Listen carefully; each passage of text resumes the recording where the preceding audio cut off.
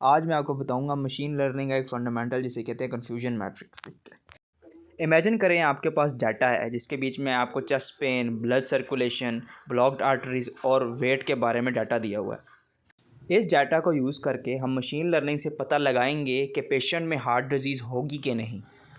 इसके लिए हम यूज़ कर सकते हैं लॉजिस्टिक रिग्रेशन के नियरेस्ट नेबर्स या रैंडम फॉरेस्ट या कोई और। अब हम कैसे फैसला करेंगे कि इनमें से कौन सा मॉडल सबसे बेहतर है। फ़र्स्ट ऑफ़ ऑल हम डाटा को दो हिस्सों में डिवाइड कर लेंगे, ट्रेनिंग डाटा और टेस्टिंग डाटा को। डाटा को डिवाइड करने के लिए हम क्रॉस वैलिडेशन इस्तेमाल करते हैं। उसके बाद हम तीनों मॉडल्स को ट्रेन करेंगे डाटा के ऊपर और उसके बाद हम उन्हीं तीनों मॉडल्स को टेस्ट करेंगे।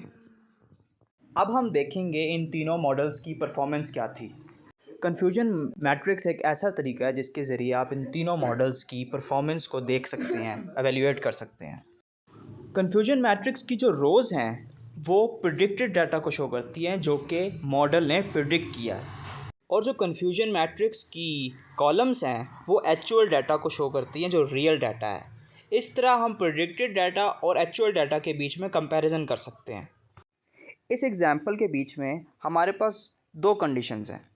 पहली कंडीशन जिसमें पेशेंट को हार्ट डिजीज़ हो जाती है और दूसरी कंडीशन जिसमें पेशेंट को हार्ट डिजीज़ नहीं होती। अब हम टेबल की पोजीशन के बारे में बात करेंगे। टेबल की टॉप लेफ़्ट पोजीशन पे आएगा ट्रू पॉजिटिव्स। ये वो सेक्शन होगा जो कि हमारे मॉडल ने प्रेडिक्ट किया कि पेशेंट को हार्ट डिजीज़ होगी और उसको असल में भी हार्ट डिजीज़ हो गई। इसके बाद बॉटम राइट में आ जाते हैं हमारे पास ट्रू नेगेटिव वो हैं जो हमारे मॉडल ने प्रिडिक्ट किया कि पेशेंट को हार्ट डिजीज़ नहीं होगी तो उसको एक्चुअल में भी हार्ट डिजीज़ नहीं हुई। इसके बाद बॉटम लेफ़्ट कॉर्नर पे आएगा हमारे पास फॉल्स नेगेटिव, जिसमें पेशेंट को हार्ट डिजीज़ तो हुई लेकिन मॉडल ने प्रिडिक्ट नहीं किया कि पेशेंट को हार्ट डिजीज़ होगी। इसी तरह टॉप राइट के बीच में आ जाता है फॉल्स पॉजिटिव, जिसके बीच में पेशेंट को डिज़ीज़ तो नहीं हुई लेकिन मॉडल ने प्रेडिक्ट कर दिया कि पेशेंट को डिज़ीज़ होगी। इसको एग्जांपल के ज़रिए समझते हैं। फॉर एग्जांपल हमने ये डाटा को रैंडम फॉरेस्ट के बीच में टेस्ट किया और उसने हमें कुछ रिज़ल्ट दिए।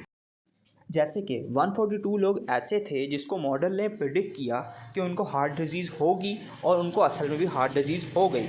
इसी तरह मॉडल ने प्रेडिक्ट किया कि 110 लोगों को हार्ट डिजीज़ नहीं होगी और उनको असल में भी हार्ट डिजीज़ नहीं हुई। 29 लोग ऐसे थे जिसको मॉडल ने कहा कि उनको डिज़ीज़ नहीं होगी लेकिन उनको डिज़ीज़ हुई। 22 पेशेंट के केस में भी गलती की और कहा कि इनको हार्ट डिज़ीज़ होगी लेकिन इनको हार्ट डिज़ीज़ नहीं हुई।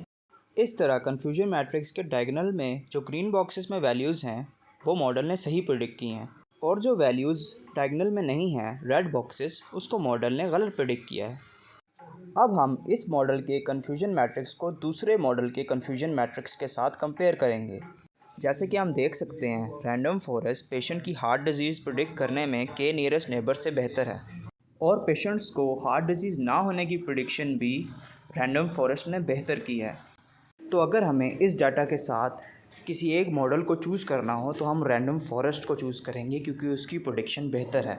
इसी तरह हम लॉजिस्टिक रिग्रेशन और रैंडम फॉरेस्ट का कंपैरिजन करते हैं, लेकिन इस सिचुएशन में आपको मॉडल सेलेक्ट करने में मुश्किल आती है क्योंकि जो रिज़ल्ट्स हैं दोनों मॉडल्स के वो काफ़ी क्लोज़ हैं।